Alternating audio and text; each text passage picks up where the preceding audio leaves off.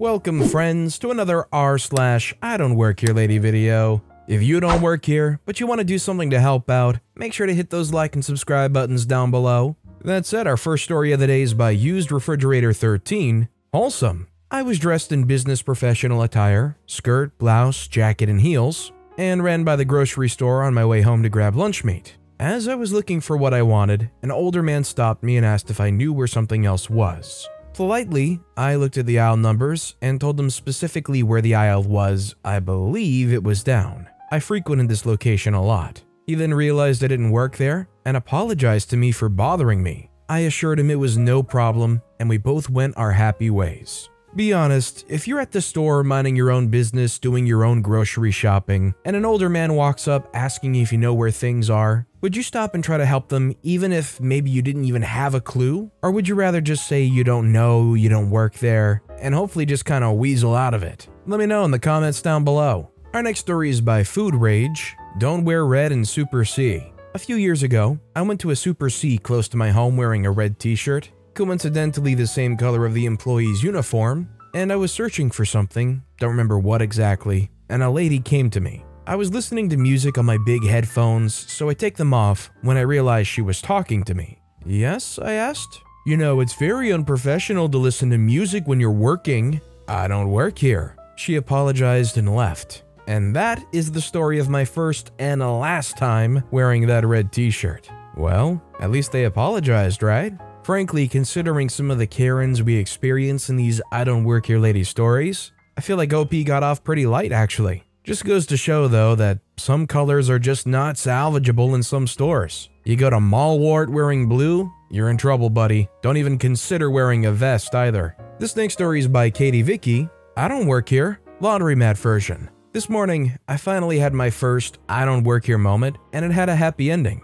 No Karens were harmed in this interaction. No managers were called. Just a nice fellow that confused me for a laundromat attendant. So, on to the story. Every Friday morning after working my last third shift of the week, I make my weekly trip to the local laundromat that has a car wash attached to it. The car wash will be important in a moment. Here I am, sitting there with my iPad in hand, playing some mahjong, minding my business as I wait for all of my clothes to wash, so I can throw them in the dryer, and this nice guy walks up to me and asks about the car wash that's next door. Apparently, the car wash won't work for him after putting his money in, and when he walked in, he simply made a mistake and confused me for the attendant that works there. He was a good sport about it when I told him I was just there doing my laundry, and walked over to the counter where people go for the dry cleaners part of the business. So there it is, short, sweet, and to the point with a happy ending. This next story is by ShellLooser42. We confronted a store manager, no drama. Reading all these stories, I'm becoming convinced that shopping in the US is a whole lot more dangerous than shopping in the Netherlands. Sure, we have our share of entitled people,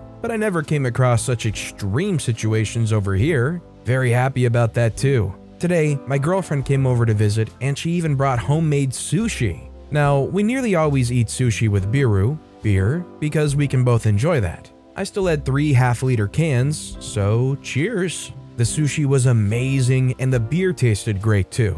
But I made an ominous discovery. If there's 2 people drinking beer, then your beer reserve depletes twice as fast. Who would have known? So, after we had a can of beer and split the other, we were pondering what to do, but eventually decided we'd grab a few more cans for later in the evening. On to the supermarket we went. We grabbed a few groceries, decided on some shrimp salad later, and eventually made our way to the beer section where a store worker was filling the shelves. Ah, great. The brand we wanted to buy was still lying on a store cart, fully packed in cardboard trays. So I figured I'd ask the store worker if it was okay with him that we grab some beer from the store cart. He answered, sure thing. So my girlfriend and I make our way to the big loading cart, and some trays with another brand were lying on top of the ones we wanted. We were both a bit intoxicated, in a funny mood, so we both decided that we weren't going to be lazy and make the store workers' lives any more difficult. A full tray is much easier to carry than an open one, so girlfriend and me decided to put those other trays where they should be. We knew because we come there often, and after we placed both trays in place, the store worker grinned and said,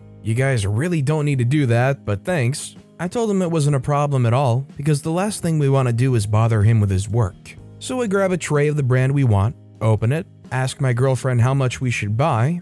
We decided on 12, so half a tray, and thus I unpacked the tray. Meanwhile, my girlfriend was looking at the cart and said, "Well, since the sports schools are still closed due to COVID, I might as well work out a bit like this." So she continued unloading the cart and placing trays of beer on the bottom shelves with a big grin on her face. She asked the store worker again if he didn't mind and if we weren't bothering him, and he's like, "Are you kidding? If you guys don't mind, then I'm going to move across to the wine section and quickly fill out that place." No problem. After I grabbed the 12 beers from the tray, my girlfriend scolded me in a friendly manner by telling me not to be lazy and put the remaining 12 cans onto the top shelf so other people could grab those. Oh well, why not? While I was doing that, my girlfriend finished with the last tray of beer, and right at that time, a store manager came around the corner. Apparently, he saw the cart being nearly empty and said, "Great work, you guys, that was fast. If you're done here, could you help clean up?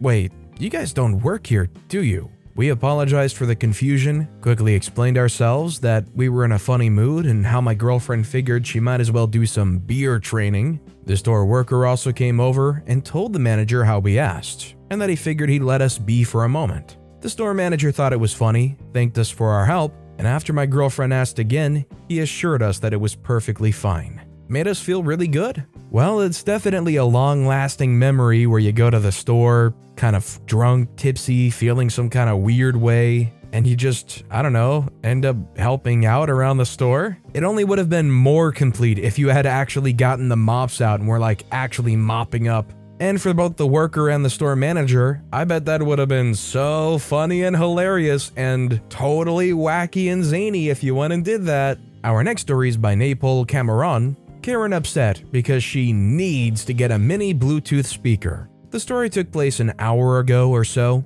I was coming back from work and had to stop at Malmart's to get new headphones for work since I'm a sign waiver and mine decided to break. I got to Malmart's fast, trying to just go in and out of the store with the headphones. I went straight to the back where the electronics are, looking everywhere. I was having trouble searching for them, so I went to the help desk to ask, till this lady, let's call her Glenda, stopped me and asked, "Hey, do you know where the Bluetooth mini speakers are?" This lady looked nothing like a Karen. She looked calm and respectful with me. I told her, "Oh, actually, I'm not sure." She quickly cut me off fast, asking if I could ask the employee behind me. I was like, "Sure, whatever, a good deed for today." The guy pointed in a direction for the speakers, and she quickly left after a small thank you.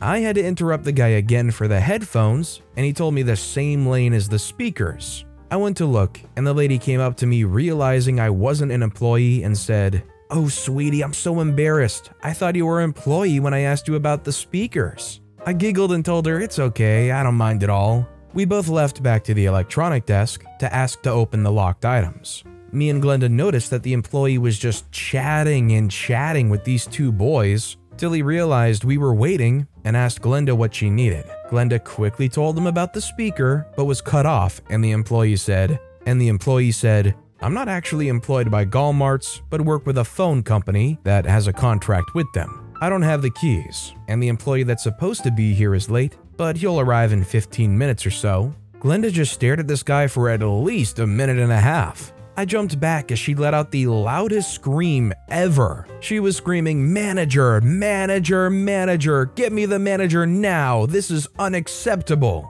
I was right next to her as well, and I backed away and left back to the headphones. I decided to wait until the other employees came, till I saw Glenda and a manager walking to the lane I was in for the speaker. I stopped the manager before he left, politely asking if he can open this one too, but I was cut off by him saying, "I'm sorry, you have to go too."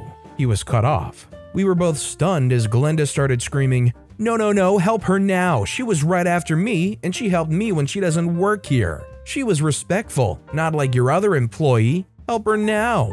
I was so embarrassed. The manager looked so pissed at me too, and we walked back up to the register that's there. Once Glenda finished paying, she stopped, looked me up and down, and patted my back and replied, "Thanks, girl. I think these employees are racist, but you respected me, so I got you," and she left. I quickly told the manager I was sorry and that I wasn't expecting any of that to happen. He nodded his head, and I left. I was actually stopped again by a man asking for help, but he noticed my lanyard around my neck and was sure I worked there till I was finally able to reply I didn't. But I was able to flag down another employee to help him before I left. I wasn't expecting this at all. I think the worst thing about this is being like the accomplice to somebody who's being a total idiot when you had nothing to do with it and you just happened to be around while it was happening. This is like some school level incident where you're sitting next to a kid who's a troublemaker and shooting spitballs all over the place, and the teacher turns around and punishes both of you because you just happen to be in the same spot.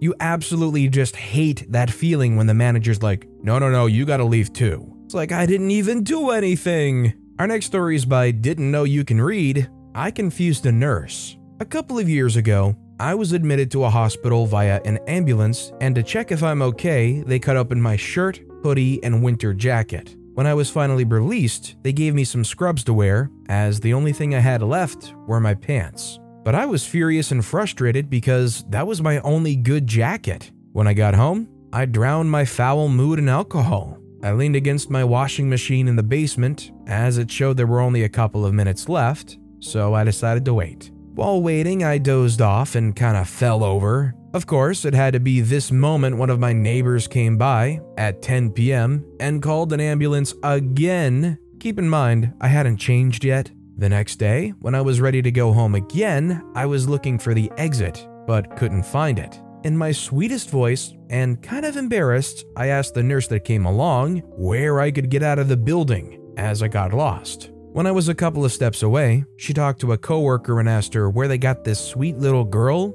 and if I was doing an internship or something. You know that's a patient, don't you? They said, what? But she was so nice. You mean to tell me? I turned around and said, yeah, I don't work here. Sorry for the confusion, and went home smiling. Not a very climactic story, but sometimes it's the little things that make your day. The story feels really weird because it feels like almost video game-like. Like it feels like OP just kept respawning in the hospital wearing scrubs. They respawn and they're like, okay, here we go again. How do we get out of the hospital? This next story is by DeerKiller14, famous blue store that rhymes with Malmart. Last summer, I stopped at Malmart to get a fishing pole and some snacks for a day of fishing at a nearby lake. I grab a cheap pole and I'm walking through the chips aisle when I see a sweet old lady ask for someone in a blue shirt for help reaching an item on the top shelf. The person responds with, I don't work here, and moves along. I'm 6 foot and couldn't reach the top shelf, but I use my fishing pole I'm carrying to drag the item down she wanted and then hand it to her. She thanked me profusely and I proceeded on my day. Seriously, in Malmart, there's some shelves that are like stupidly tall for some reason. In my experience, at my Malmart, it was like the bedding section. There were aisles with sheets and blankets that were on like 8 or 9 feet tall shelves. Tall enough that unless you're an NBA player or just really gifted in height, or a good leaper and you want to risk grabbing it, you're not getting them off of there unless you go grab an employee. Our next story is by Catastrophizer, blurry but wholesome. On Wednesday last week, I went to see an eye specialist to do some tests. During that time, they put some drops into my eyes to dilate them. My vision was blurry as freak for the next 2 hours. As I couldn't drive home just yet, I went into an Aldi to pick up a few essentials. Caramel popcorn's essential, right? That stuff is amazing. While I'm there, a lady stops me and asks me to read something on some packaging, as her English wasn't great. She's lovely and polite and looking a bit stressed. I wanted to say I didn't work there, but I couldn't see any nearby staff. Couldn't see much of anything, to be honest. So I tried my best. After a lot of squinting and some back and forth, I think I found what she needed. I haven't been stopped in a store in years, but of course, the one day I couldn't see properly, I'd be asked to read something. Let me tell you, man, if you haven't been to the optometrist and they put those drops in your eyes and they kind of sting a little bit, it's probably the least pleasant part of a full-on exam. Though I know of a few people who absolutely hated the part where you have to put your face up to the machine and you look at a farmhouse in a field, and then all of a sudden, pff, they just shoot air right in your eyeballs. You wrench your head back like, oh God. If you have a tendency to flinch too and you know it's coming, it gets even worse. I have friends who anytime the mere mention of an eye exam comes up, they just talk about how much they hate looking at that little farmhouse in the field. That puff of air will be the death of them. But with that being said, that's all the time we have for today. So of all these stories I've read today, which is your favorite and why? Let me know in the comments down below. And if you haven't yet, if you could like and subscribe, that would mean a lot to me. Whatever you do, whether it's liking, subscribing, turning notifications on, all of it helps grow this channel and I appreciate the heck out of it. So until next time, I'll see you all tomorrow with some more stories.